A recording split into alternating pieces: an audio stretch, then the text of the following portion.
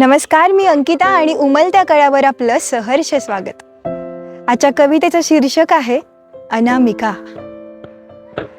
का असे हे मन जरासे कधी कधी घाबरते, का असे हे मन जरासे कधी कधी घाबरते, काहीच घडलेले नसताना देखील हृदय वेगाने धडधडते. असं घडतं ना बऱ्याचदा.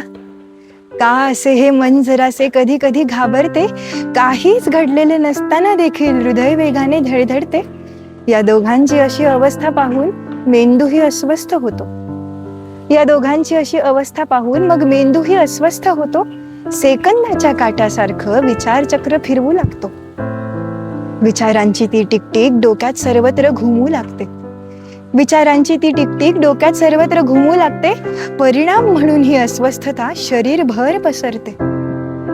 अचानक आलेली भीतीची ही लाट शांत मनाला अशांत करून टाकते. अचानक आलेली भीतीची ही लाट शांत मनाला अशांत करून टाकते. पसरवते भय सर्वत्र काही काळ आणि आल्यासारखीच अचानक निघूनही जाते.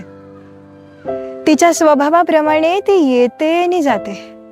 कदाचित तिचा स्वभावच असावा म्हणून तिच्या स्वभावाप्रमाणे ती येते आणि जाते.